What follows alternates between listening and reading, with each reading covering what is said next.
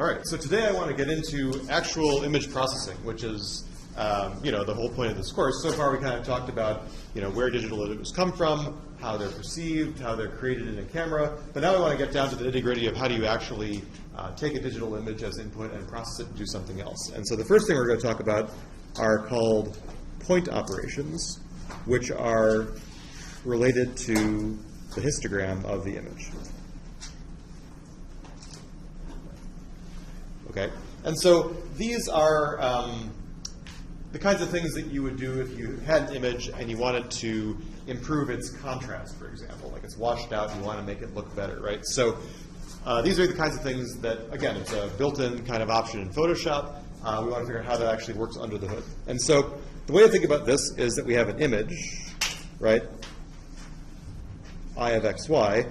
The xy tells us what pixel we care about, and the I of xy gives us the grayscale value or the color, okay? And we talked last time about how if we discretize the xy space, that's what kind of tells us about the resolution of the image, and how we discretize the number of levels that I can take. We call that the bit depth, and that kind of tells us how many levels the output can take.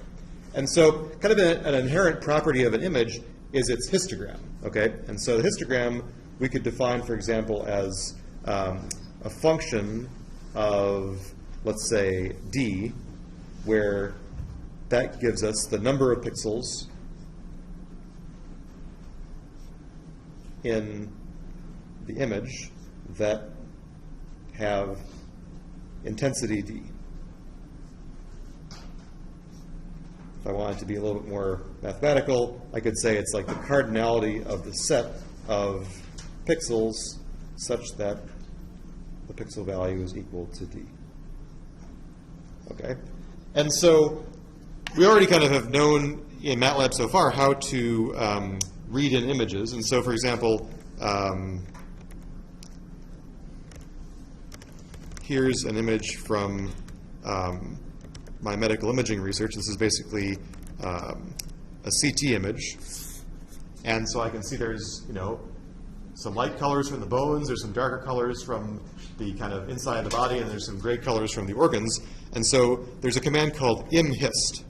And so if I do imhist of im, I get an error. I guess I get that error because I should probably convert this. So here's a good Matlab example. So if I look at this, I see that even though this image looks like it's a grayscale image, it's actually an RGB image. And so what I want to do first is I want to turn that into a grayscale image.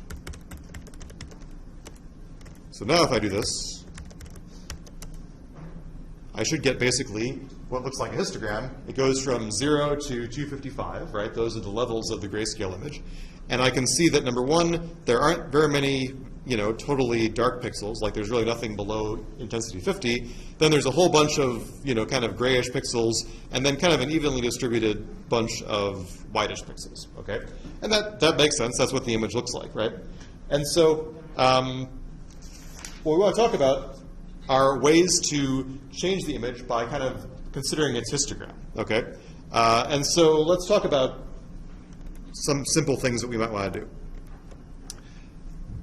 Well, first of all, let me just mention that the histogram is not a one-to-one property of an image, right? So there are many images that have the same histogram.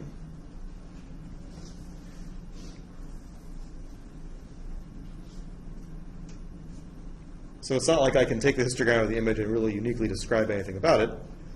So for example, if I look at an image that's black on top and white on the bottom, or black on the side and white on the left, or it's a checkerboard that's kind of half black, half white, right? All these guys are going to have basically a histogram that looks like, a whole bunch of stuff at black. I guess I should really think about this like a bar graph.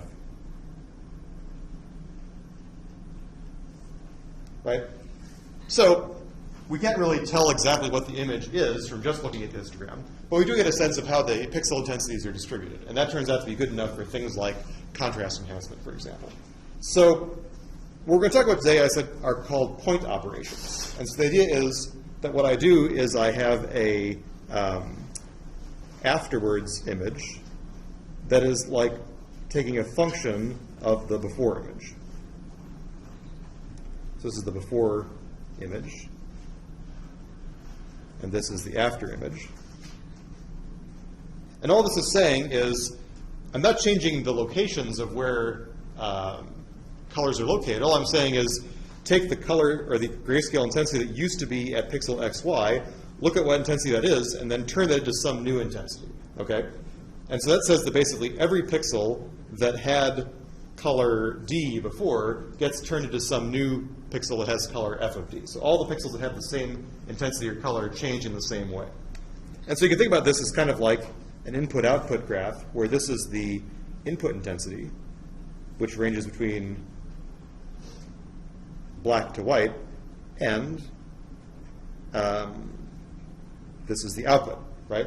And so I'm basically doing some sort of a graph that maps both the before color to the after color. Okay, and so what are some examples of the kinds of operations that are represented by this formalism, right? Well, one obvious one is, for example, threshold.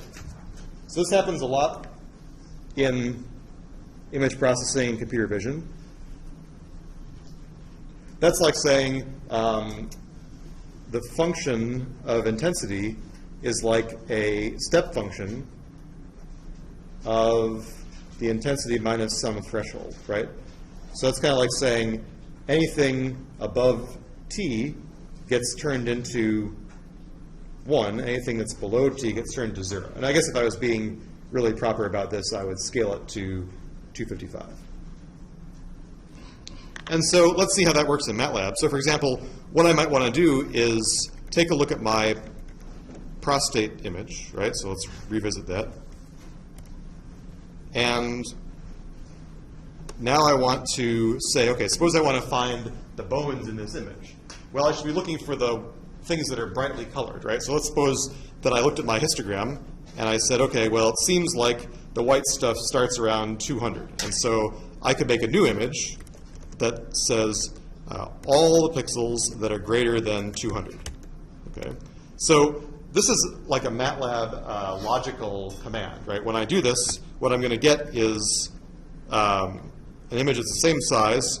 Here, because it's it's got this image greater than something, it gives me this logical thing, which means it's either 0 or 1 inside there. If I want to make that look like an image, well, I could turn it into an image, or I could just say, show me J, scaling things to black to white. And so then I get a picture like this, right? So I see that the bones are kind of picked out by looking at this threshold. And so one thing that we're going to talk about a lot later in class is, once I've got a binary image like this, what are things that I could do? For example, I can see that there are still some holes inside these bones that I might want to fill in so the whole bone is filled in. And there are some extra bits like these things here, which maybe I want to get rid of because they're too small, right? Those are called morphological operations. And we'll talk about that, for a whole lecture later on, okay? But this is kind of probably one of the easiest point operations that you can do, okay? All right, so questions about that? Should be pretty straightforward. Yes? So this is not something that you want, you don't have to be able to go backwards from this. Right, so yes, there's no guarantee that you can go backwards, right? So I can't go from this back to the original image. I've lost information by doing it, okay. Right? So this is kind of like, again, if you remember in math, there are functions about whether the function is bijective, invertible, one-to-one. If I have a one-to-one mapping, then in theory I could go back, but not everything has to be one-to-one mapping. That's a good point. Other questions or comments? Okay, so more commonly, what I want to do is, for example, changing the contrast. Or here's another one that's probably pretty common, which is digital negative.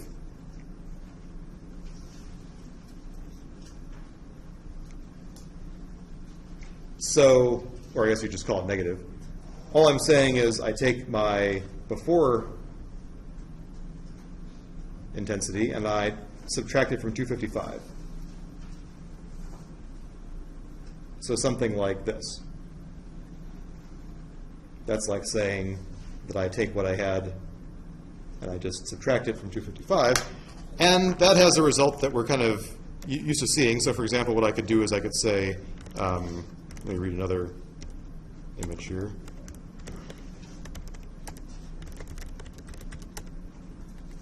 So here's my before picture. And if I were to take the digital negative of it, one thing, I don't even have to make a new image if I don't want to. I can just say, show me the negative version, right? So this is kind of, again, a familiar kind of digital operation. And again, there are some reasons why you might want to do this. Certainly visually, it often makes things stand out a little bit better. Because again, the human perceptual system is not, not linear, right? So it may cause details to pop in a way that you don't necessarily see looking at the original image. So actually, by the way, while we're on this image, I should say that, so I came across this image, I don't know, I found it once, I thought it was cool, and then once I found myself in the same place, so I guess we're in lecture 4 now, right? So I had to reconstruct the pose. This is actually in Industrial Light and Magic, the people who do the visual effects for Star Wars and stuff like that. So it's pretty cool, right? So you're next to the original E.T. puppet and Vigo from Ghostbusters 2, the huge painting. That was pretty awesome. Okay, all right. So so let's talk about some more complicated images besides just this one. So another good point operation to do is contrast enhancement, okay, or contrast stretching. So contrast stretching is the following.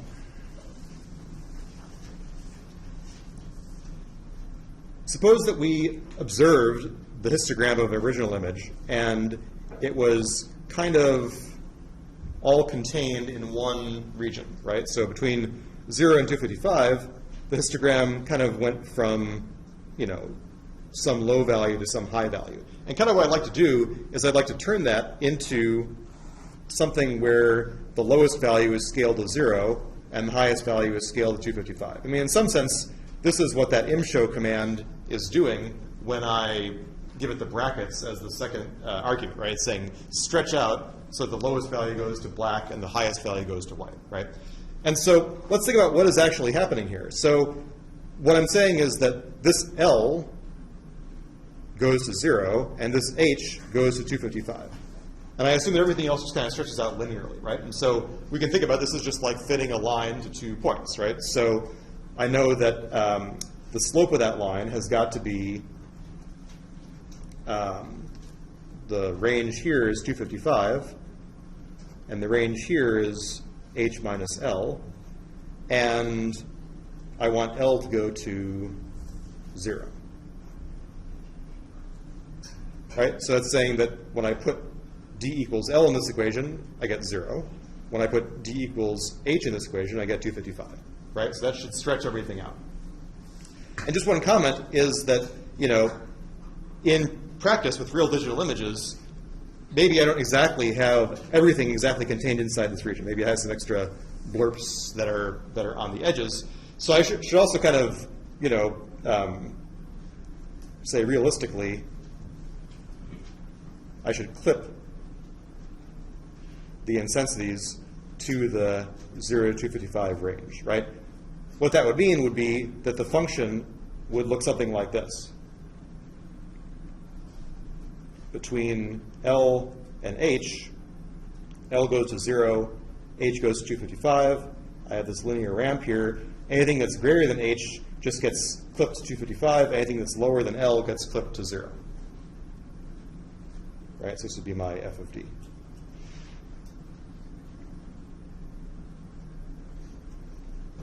Okay, and so luckily, in terms of just visualizing an image, Matlab does make it easy for you to kind of see what would happen if you were to do this. And so instead of writing a function to do that, let me just show you a little gadget inside Matlab called imtool. So let's again take the prostate image, and I guess I have to do the RGB to gray thing.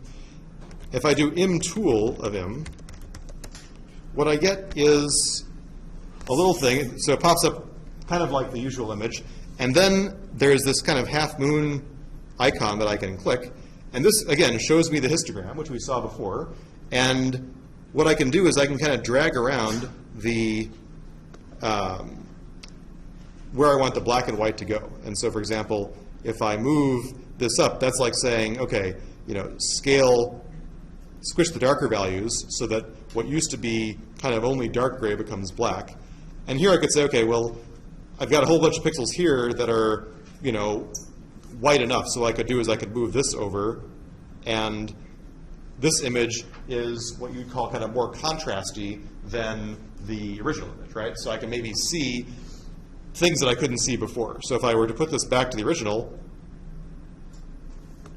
you can see that here there's not a lot of detail inside this murky gray region. That's because most of the pixel intensities are inside this range from 50 to, say, 150. If I were to spread those intensities out a little bit more over the whole grayscale, I can make out details that I might not be able to make out before, right? So I'm not changing the inherent information inside the image, but I am making it easier for me to visualize, right? So this is kind of a subjective decision by me, the user, to decide how I want the image to look. Right? But this is a very common thing to do, especially in the context of like medical imagery. So if doctors are trying to find a tumor inside this CAT scan, the first thing they'll do is this kind of operation, which in medical terminology sometimes you hear it called windowing and leveling. That tells them how to balance the histogram. And so here you can see that the minimum is 51, the maximum is 141, and I'm mapping that to the whole 0 to 255 range. Similarly, if I were to read in, let's see, I think this will work. So if I read in the Conan image, I guess I can close this guy up. So if I were to, this looks like this is also a RGB image actually. So I should probably,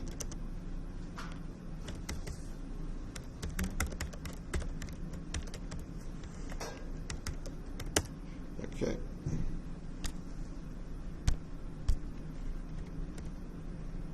So this half moon thing doesn't appear if you don't have RGB image. So again, I can see the histogram of this image is a little bit more balanced, right? It's got dark values, it's got light values. So maybe what I want to do is I want to balance this so that I can make out what's going on in this painting a little bit better, because the painting seems to be kind of washed out, right? So what I'd like to be able to do is say, okay, there are lots of light valued intensities inside that painting, and I want to squish the intensity range so that those painting values kind of take up the whole black to white range. And so what I might do is pull this over like this to kind of try and isolate the painting. Here I can drag this back and forth. So here you can see, for example, now I can kind of make out the face in the painting much more clearly than I could before, even though other parts of the image are now too dark or too blown out, for example, right? But again, there's no saying that I have to do something that works for the entire image all at once. I can instead do things that work for just subsets of the image, okay? So here's an example of, I think I have,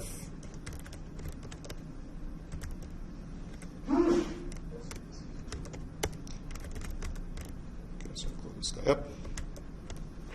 Okay, so here's an example of an image that is like way too washed out, right? Because maybe I don't know, my camera settings were too high exposure, right? And so again, if I were to look at the histogram of this image, or yeah, I can just do it with this.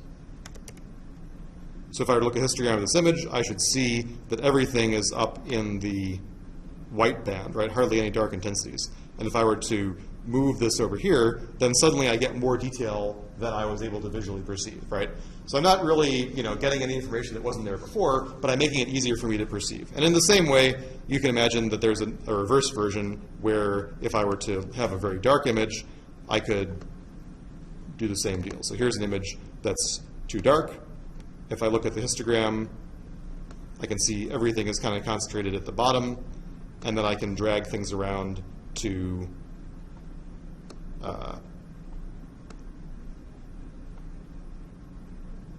make it look like this, right?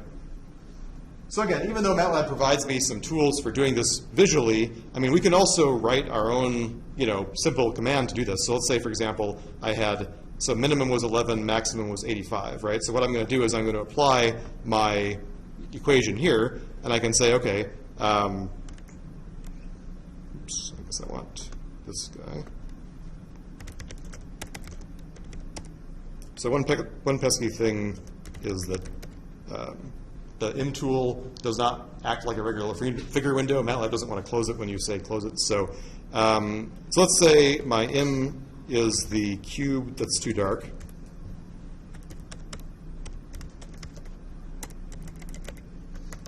And I could say that my new im is going to be basically the image. So let's again look at my formula here, right? So I need to take 255 over the high to low range and like this. So what I'm going to do is I'm going to say my new image is, my low range is 11, my high range is 85, and then my new function should be something like 255 over h minus L times image minus L. Now I think I'm going to have a problem with this because, again, I have this double issue. So what I'm going to do is I'm going to double this and say this, and then if I look at this guy, oop, that didn't look very good. So let's see, what did I do wrong here? I think part of the problem is that I need to clip. Okay, so what I want to do is I want to clip to this, right? Okay. So if I look at my values of my new image, there are some. Okay, so here's a good Matlab thing. So if I have a vector, and I look at the minimum of the vector, I get a number. If I have a matrix, and I look at the minimum of the matrix, what I get is the minimum in each column, right, which is often not what you want. So one thing you can do is you can say the minimum of V colon. So V colon is basically saying, give me that matrix and turn it into a long, skinny vector, column by column. And then I can take the minimum of that vector. So if I look at the minimum of the whole thing, I get this. Okay, so what I want to do is I want to look at the minimum of this new image that I created. So 10, that's okay. But if I look at the maximum, I'm willing to bet that my maximum is like way above 255, right? And so when I do this im show with the scaling, I have to basically make sure that I don't get that mapped to white. So what I could do instead is I could say new image, take all the pixels that are greater than 255 and map those to 255. Now the maximum is 255, and if I do im show of new im this, I get exactly what I want, right? Okay. And if I wanted to, I mean, I didn't really mention it, but one thing I can do is I can write images out. You're going to have, you probably maybe figured this out already in assignment 1. So you can choose whatever output format you want, and then you can put that into your homework. Okay. So any questions or comments about contrast stretching? Yes? So when you're adjusting the window, are you just changing the low and high values? Yeah, that's what I was doing in that example. I was dragging the low and high values around. So those images originally are already low to high, so Yes, right. Yeah. And then just stretch it. Exactly, right. So when you use that im tool, you're not changing the pixel values in the image in a way that you can then use later on. You're just visualizing what happens, right? So you need to find a way to make that new image yourself if you want to do that in a subsequent step of image processing. Actually, there's probably, I should have looked. There's probably a Matlab command that does that for you. Obviously, contrast enhancement. So here, for example, there's something called imadjust, which seems like exactly what I just told you, right? Where I say, I give you what the low and the high in the original image were, and what the low and the high of the original of the output image should be, and then it will do the linear scaling for you automatically, right? So I didn't have to write that function, but I'm glad that I know how to do it, right? So imadjust will do that job for you. Looks like also has a gamma function for adjusting. Yeah, so I'm going to talk about gamma later in the lecture. Okay. Okay. So other comments or questions? So let's think about an image like this.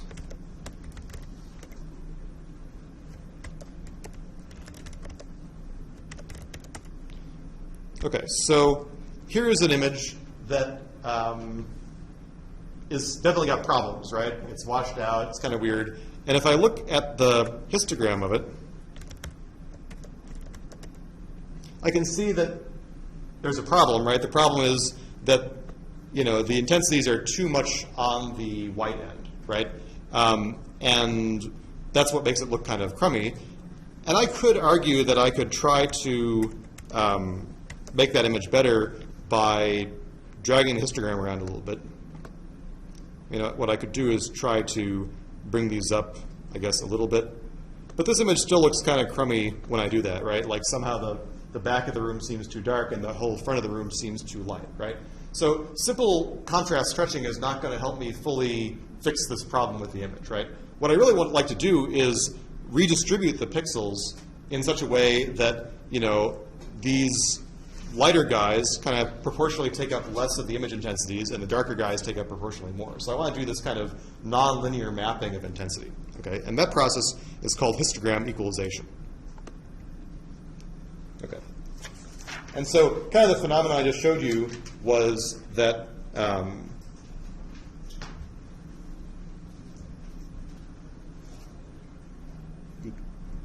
equalization.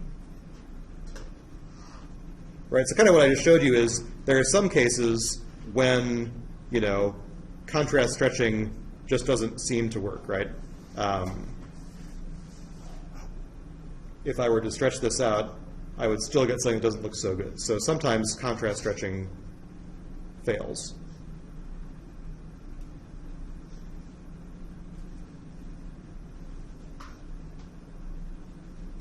And the idea here is that you could argue philosophically that it may be good to try to obtain an image where there's an equal amount of each of the gray values as possible. So maybe what I like to do is try to rebalance this so that the histogram of the output image is flat like this. So the question is, what is the transformation that will make that process happen? Okay. And so the answer turns out to actually have to do with probability. So I know I taught some chunk of you guys probability a long time ago. And so here we're actually going to use it in the context of image processing. Okay. And so the key idea is to see that the histogram is actually similar to a probability density function, right? So the difference really is only that the histogram is like a pixel count for every value of intensity, right? So if I were to add up all the values in the histogram, I would get the total number of pixels in the image. But if I were to divide that picture by the total number of pixels in the image, that would mean that everything would sum to 1, and I could think of that like a PDF, or actually more precisely like a probability mass function, right? Because I have a discrete set of intensities from 0 to 55. That's like saying, what's the probability that the pixel in the image has this intensity, right? So the idea is to think of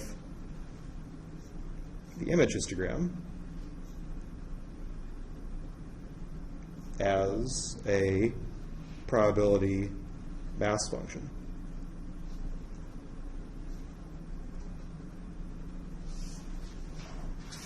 So where this is like D, and this is like the probability that the image intensity equals D.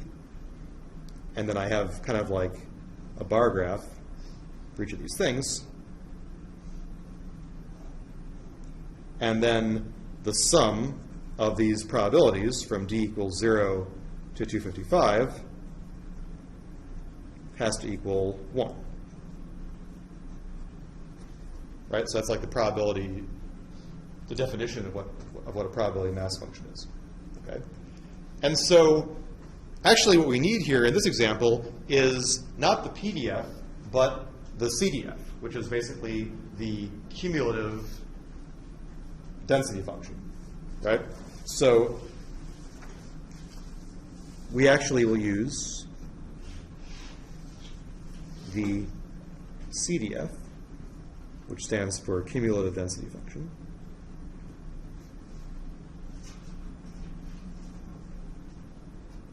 So I'm pretty sure everyone here should have had probability by now, right? Because that was a prerequisite for DSP. DSP is a prerequisite for this class, so everyone should at least have seen this once. I know that I know that I remember several of you in that class, right? So what is the CDF that corresponds to this uniform PDF? Well, it's like saying I integrate from 0 to that point, And integrating a uniform thing gives me a straight line like this.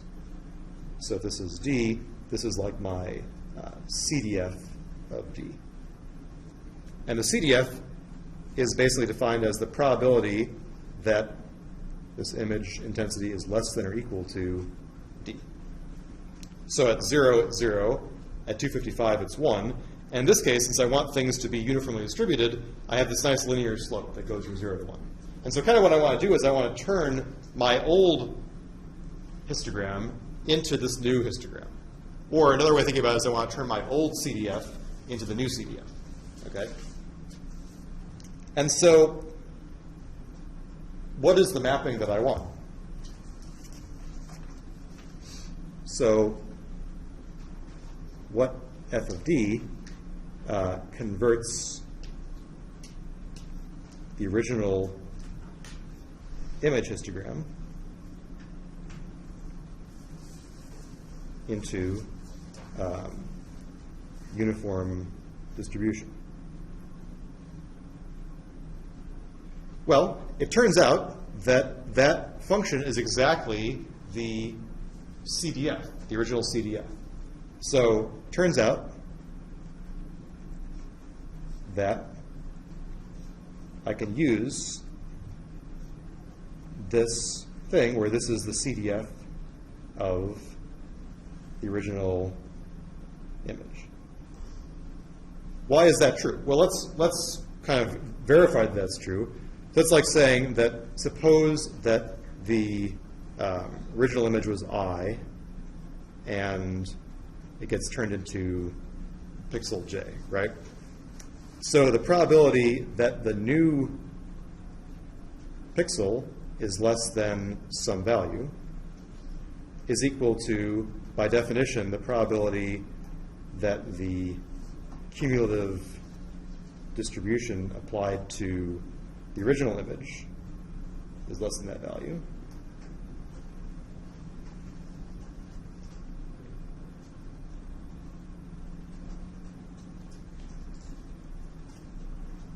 Which is like saying the probability that the image is less than C inverse of D. And by definition, that's what we call the CDF of, I mean, this is by definition the CDF, that's from the previous slide, right? So that's like saying the probability that I'm less than a certain value is equal to this. This is actually kind of scaled, I'm just going to say where the intensities are scaled from 0 to 1.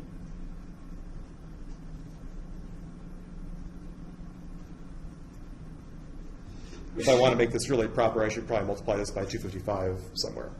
So I can say this times 255. And so that's kind of nice. That means that if I take the histogram, I compute the CDF. That's what I need to do this so-called histogram equalization. And in practice, you know, even though I drew this like a continuous function, in practice, really the, really histogram is more like a bar graph like this. And so how do I compute this CDF in practice? Well, all I have to do is I have to, say in practice, this function is like the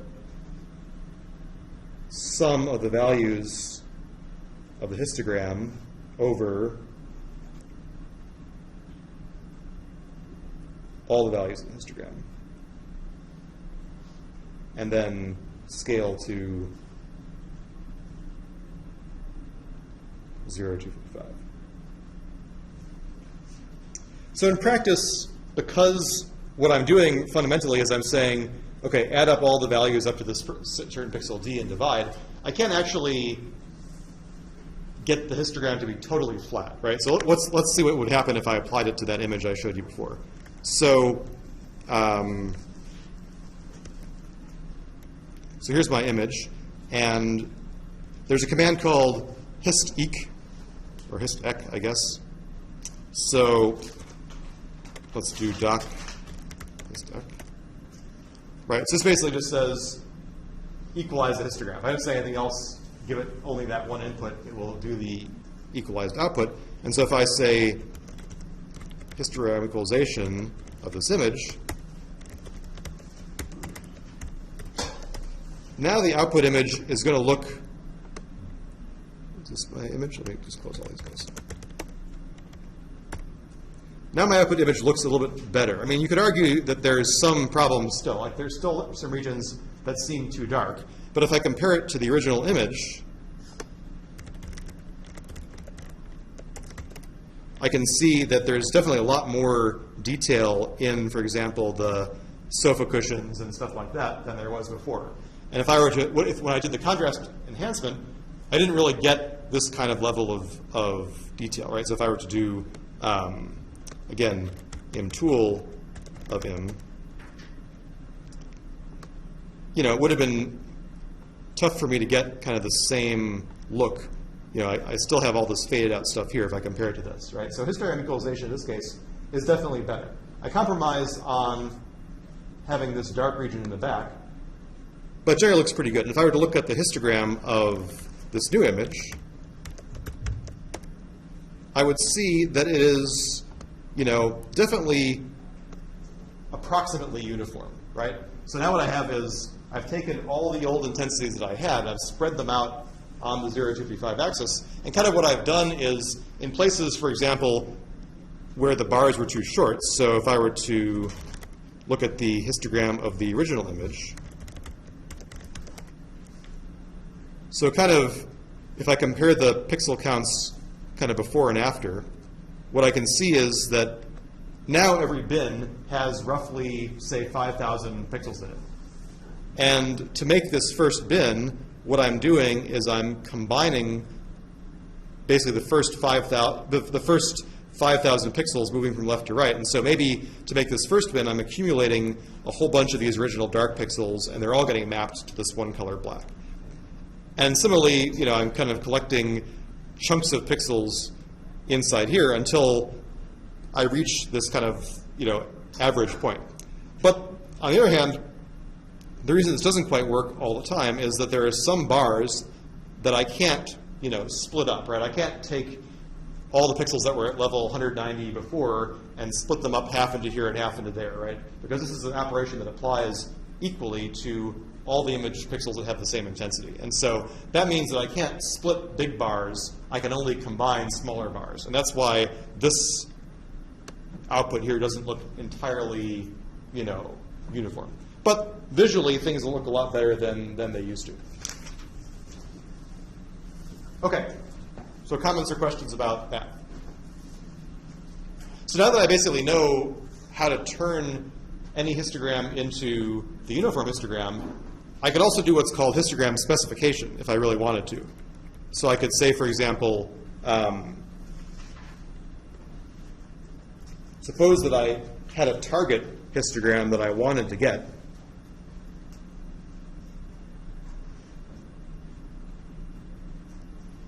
So I have my original image, and I want to have this new histogram.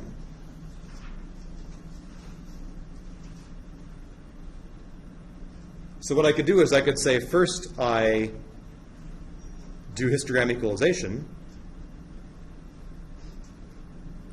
Now I have basically a uniform image.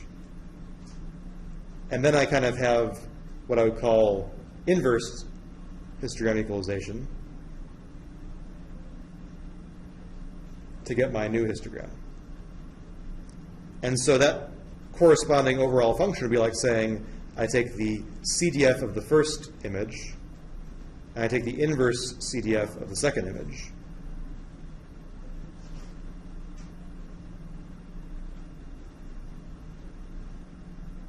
Right? So if I was in some situation where I definitely wanted to map the whole histogram into one particular, function, this is what I could do. Okay.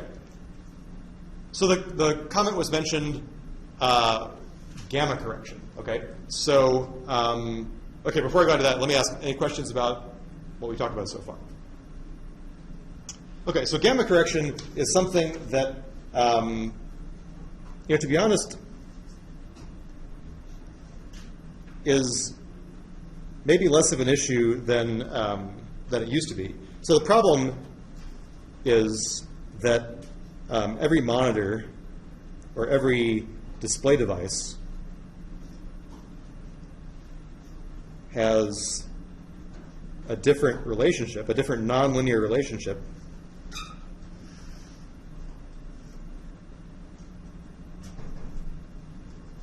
between pixel input intensity and display output luminance. That is the relationship between the current and the voltage in the cathode ray tube, for example, was not linear. Okay, and so this was a big problem back in the olden days, right? So like it used to be that I would give this lecture in a room that had projectors, right, instead of these big screen TVs that we have, and it was a big problem because the images would look great on my screen, and of course, since this is an image processing class, it's really important that the images look, the way I want them to, right? But on the projector, they would look like totally washed out, right? Or totally. Actually, I think the problem with the projector was they looked totally dark. Okay, and the problem was that the mapping of the color pixels to my screen was a different function than the mapping of the color pixels that got sent to the projector and what we saw on the screen, right? So this required me to basically pre-compensate the images on my screen so that when they projected onto the projector, they looked good to the audience. And they looked awful on my screen, right? So this is a problem called gamma correction. And so basically, the idea is that the relationship for kind of real devices is often modeled as a power function.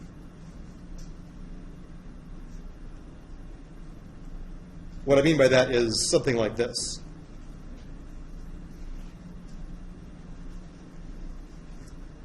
And the consequence of that is that what do these kinds of functions look like? Well, that's kind of like saying that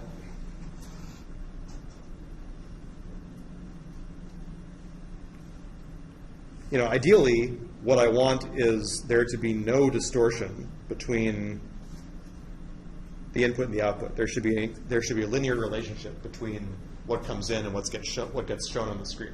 Like I said, that's not typically true. Instead, what you get is some function that kind of looks like this, for example. So here's kind of an extreme case of gamma being greater than 1. So this is like gamma equals 1. And say this is like gamma equals 2, for example. And gamma equals 10 would be even worse.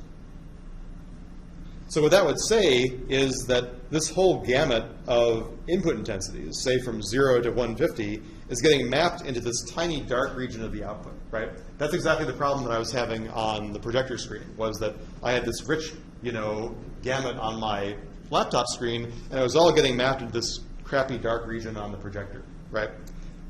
Whereas, the region from here to here was taking up disproportionately much in the way that the projector did the pixels. And of course, you can go the other way around, too. So if I have, for example, kind of this way, if gamma is less than 1, maybe my gamma curve looks like this. Okay? And so it used to be that for a PC computer monitor, the gamma was like 2.2. And for a Mac monitor, the gamma was like 1.8.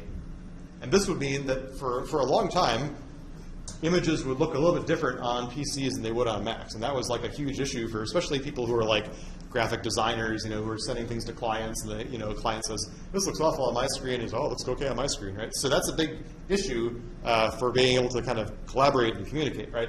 Now, I'm not an expert, but I do think that that issue has been mitigated somewhat. So, for example, the relationship between what I see on my screen and what I see on this monitor, I think is basically the same as far as I can tell. Like, I don't feel like there's any need for me to pre-compensate what my monitor is doing to send out to here, right?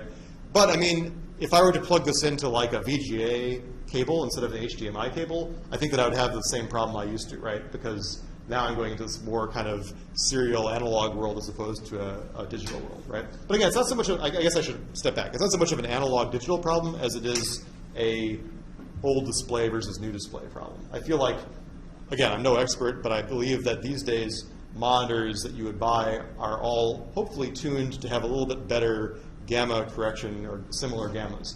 But again, like if you go into the Best Buy and you look at the array of HDTVs that are out there, you're going to see a lot of different funky colors, right? Some of them will seem more saturated, some of them will seem more, more dulling, right? And in some sense, that is a problem that all those devices have different relationships between the very same DVD input that they're getting and the output that they're showing, right? And so if you wanted to get all those to look the same, you'd have to go in and manually tune somewhere between the DVD player and the monitor, what is the gamma? And so your HDTV may have a gamma, thing that you can move around.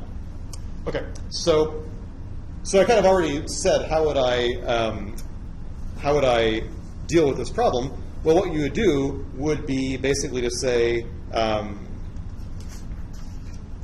solution is if we know the gamma of the display device, then we pre-compensate intensities, right? So for example, what I would do is I would say, if I know that my gamma is gamma, then what I would do is I would actually, send this D to the 1 over gamma to the display. Then that thing is going to get corrupted in some sense by the gamma of the display to give me the pixel that I originally wanted, right? So I'm kind of fooling the display into thinking that I'm sending it different colors that will get pre-compensated. That's exactly what I had to do to my computer when I was giving this lecture in the projector room, would be that I had to basically take all the dark values. I had to do something like this, where I said, okay, I'm going to warp my dark values to pre-compensate for the gamma with some gamma less than 1, and then when I apply it to the screen, it gets turned back into the linear function, right? And so that was this kind of tedious thing I had to do before every lecture. Okay, so everything I've talked about so far is what I would call kind of like a global operation, right? So kind of point operations affect every pixel with the same grayscale value the same way.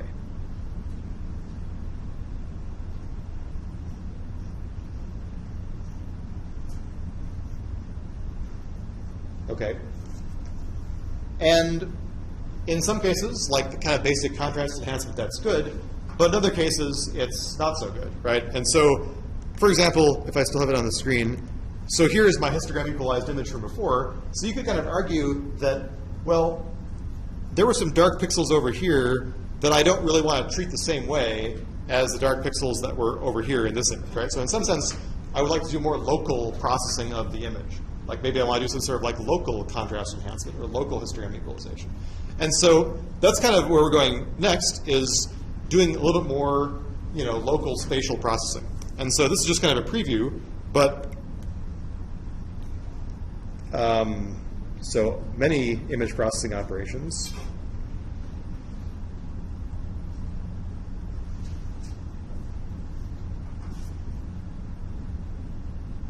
are more local. So we're going to have a whole lecture on this next week, but let me just give you a preview.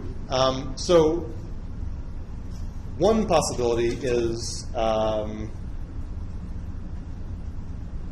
what I would call spatial filter. Okay? And again, the reason that DSP was a prerequisite for this class is that these kinds of spatial filters are analogs to the kind of FIR filters that you learned about in DSP, right? And so, again, when we talk about FIR filters in the world of like signal processing, like audio processing, we were kind of thinking about things that were more like in the frequency domain, right? I want to design a filter that notches out something in the frequency response. And we will talk about the frequency domain version of 2D images in this class too. But first I want to talk about just more like spatial filtering in a more natural way. So for example, what I could do is I could filter an image to replace each pixel by the average of its neighbors.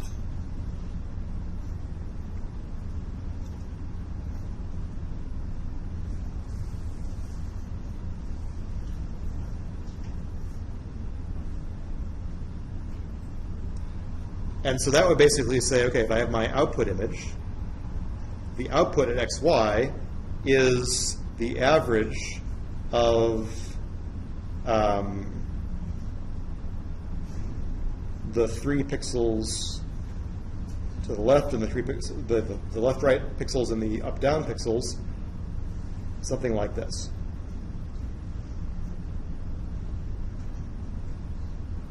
Right? That's like saying I take the middle pixel and the pixel to the left and the pixel to the right.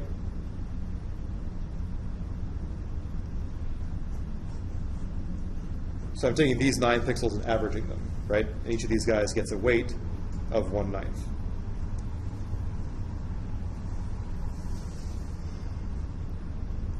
So I can kind of think about this, or I can think about this as a 1/9 where these elements are all ones. So first of all, let's think about what that does to the image. So let's take Conan.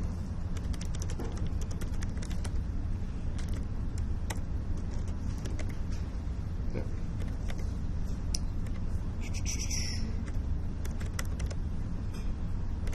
I don't know why I didn't just call these different names. I could have done that in the first place. Okay, it's too late now. Okay, so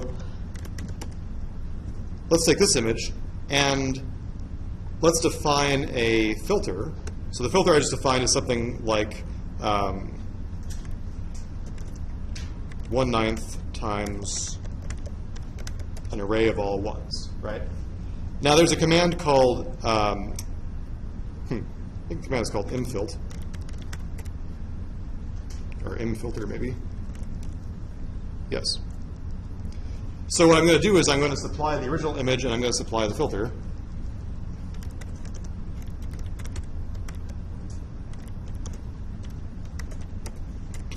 Sorry.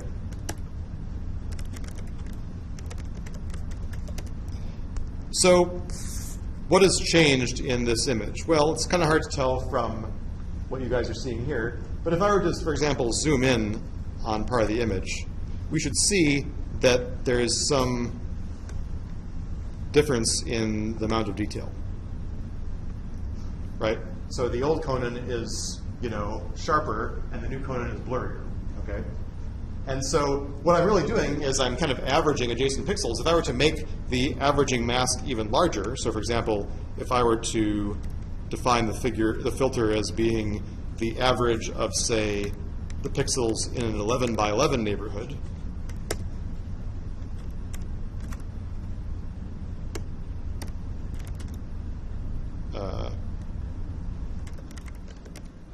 now it's even blurrier. Now it's definitely easier to see that the effect is to make things kind of get blurrier, right? So again, you might wonder why we want to do this. So we're going to talk about this in a couple lectures about what are some of the reasons you might want to do this. But one big one is that maybe I want to get rid of noise, right? So if I have a noisy image, for example, that comes from a camera that's looking at an image in low light conditions, for example, I may get this kind of Gaussian speckly noise that I want to try and smooth out, right? That's a good example of why I want to do something.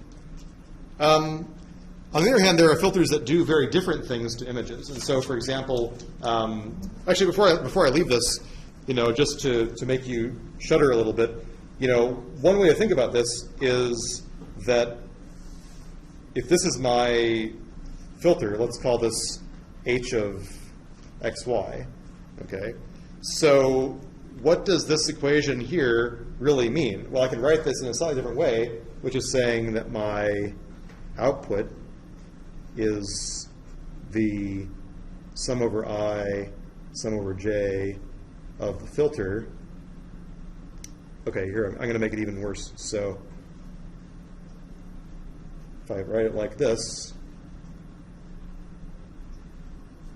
right? This is pretty scary. This looks like convolution, right? And that's exactly what's happening. This is like the 2D convolution of this two-dimensional spatial filter with the whole image, okay?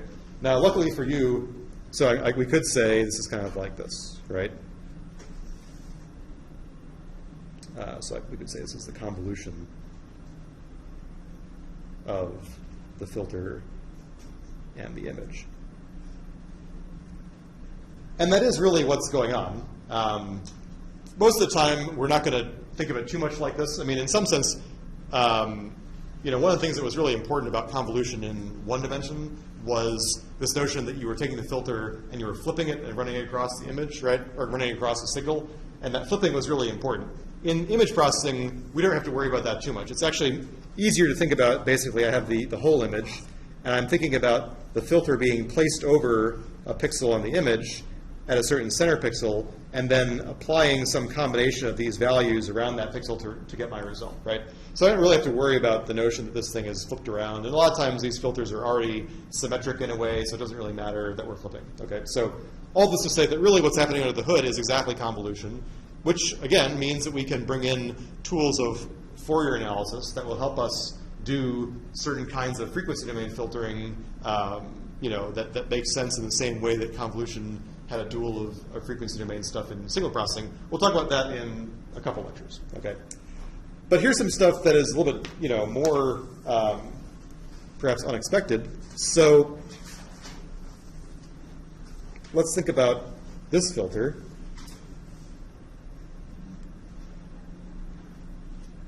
So this filter is saying, take the pixel in the middle, multiply it by 8, and then subtract all my neighbors, okay?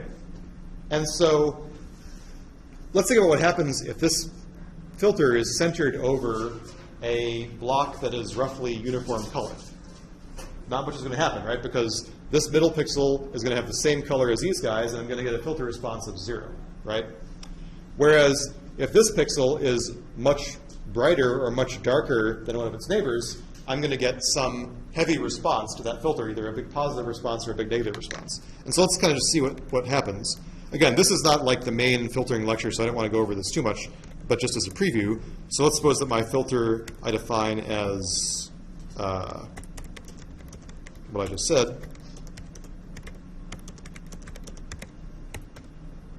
Right, so here's my new filter. And if I were to filter Conan and show their output, and again, I'm going to scale it from black to white, what I get is going to be something that is actually a lot different than the original image, right? Instead, it looks like almost like an outline of the objects in the scene, right? And we're going to talk a lot about this idea of finding edges in the scene, right? But if I wanted to find where the edges were, this would maybe be the first way to think about doing it, right? And why would I want to find edges? Well, maybe I want to do a later process of segmenting the objects from the scene. Suppose I wanted to find the person in the scene or find the painting in the scene. We're going to talk about, you know, this kind of edge finding process a lot in later lectures. So this is just, again, an introduction to show that, number one, this is a very different kind of output than contrast stretching or histogram equalization, because certainly the pixels in the image, even if they have the same intensity, are getting treated very differently because they may have different neighbors, right? So if I had a pixel that was, you know, intensity 100 in the middle of a whole sea of other 100s, then the output is going to be basically 0 from this edge detector. Whereas if I have a pixel that's got intensity 100 and it's in the middle of a sea of zeros, then the output is going to be very different, right? So the idea is that this is a spatially kind of selective filter, okay? So we're definitely going to talk about that a lot more, but just to say that this is an edge detecting spatial filter. And you could even do things like, you know, what would happen if I had something like this? So let's suppose I had zeros going across here, and then I had like this. Well, this, as it turns out, is going to respond to edges in the image that are kind of, sharp edges that are horizontal. Because if I place this filter over an area like this, then there's going to be a big difference between this guy and this guy. Whereas if I place it in a flat region, then these guys are going to add up to 0. And so again, I can just show the output of that in a second. So what if I were to say my filter is -1, -2, -1, 0, 0, 0, 1, 2, 1. So for this, let me use a different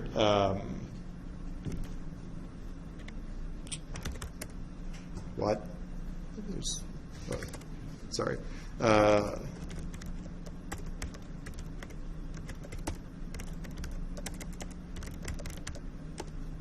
So here's an example of a room that has kind of strong edges in all directions. And if I were to apply the filter to this guy,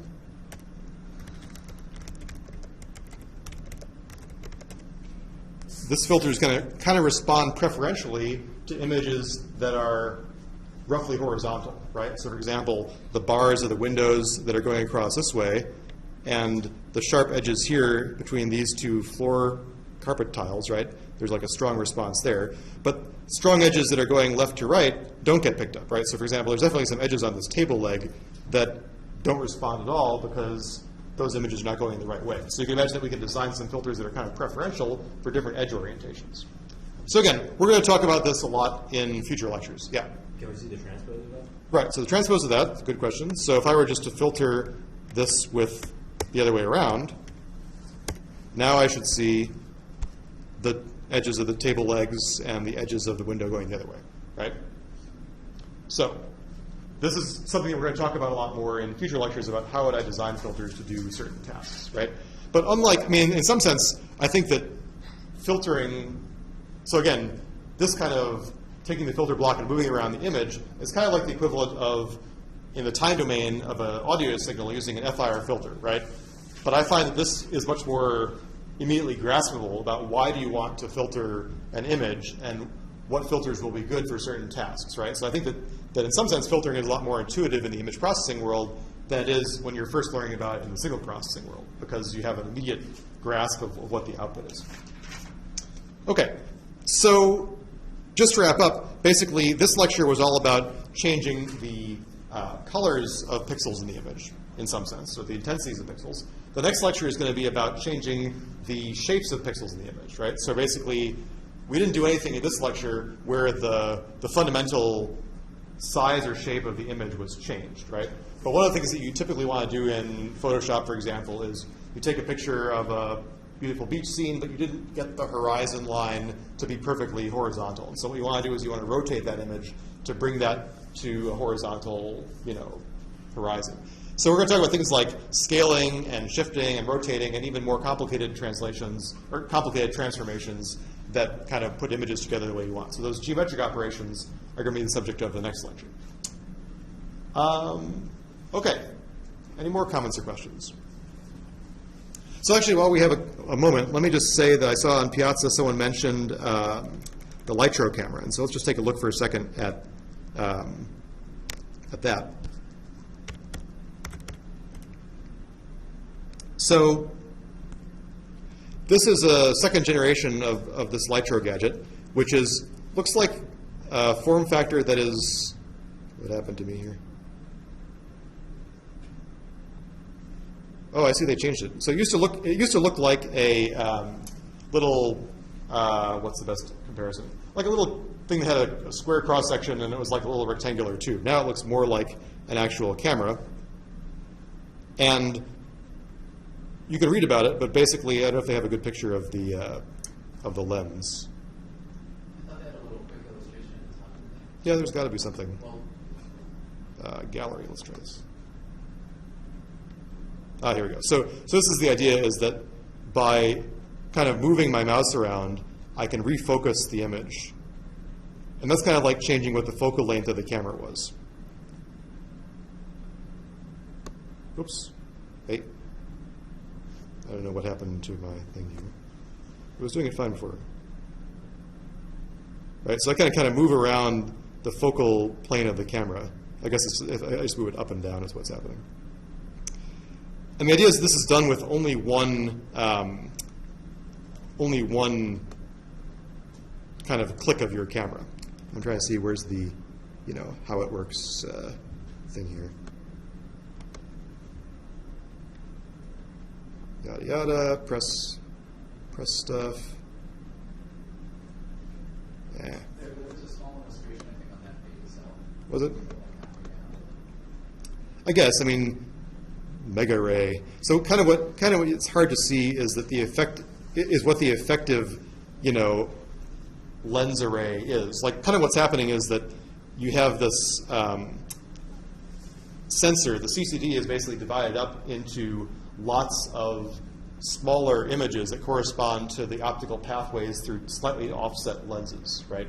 So instead of getting all the light gathered from one perspective, you're getting the light gathered from maybe, I don't know how many little effective lenses there are, probably a few hundred little lenses. And it turns out that you can reconstruct what's happening inside the, you can reconstruct different optical rays by kind of sampling images from different lenses. So there used to be a better illustration of this, and again, if I had prepared this, I would have known about it. No, it doesn't really tell me too much. So I guess what I would say is we do have one of these in our Smart Lighting ERC lab. And, you could do exactly what you saw there, right? You can kind of play around with it, right? Speaking personally, I'm not really necessarily sure I see the, killer app for this camera yet. Certainly there are lots of, it would be nice to be able to automatically, for example, de-blur my images. If I took a blurry image and it was like a once-in-a-lifetime shot and I wanted to make it better, well, we're going to talk about image processing techniques that do that. And certainly if I have more optical information from the scene, it would be nice to be able to do that after the fact. But I'm not necessarily sure I can see the compelling argument for needing to interactively refocus my depth of field after the fact. Part of that is that if you enjoy photography, you already have like a sense of why you're taking the picture and the depth of field that you want to obtain, right? Like it's a, if it's not a, if you're just taking it for like, I don't know, pics, that's fine. But if you're really trying to compose a picture, you have a whole artistical point of view, right? And so typically I wouldn't want to change that after the fact unless I like totally screwed something up and it was something I could never do. So I don't know. I'm just saying personally, I don't necessarily see the argument for it. But, it is a neat little gadget. So if you want to see it, please feel free to come to the ERC. We can show you how.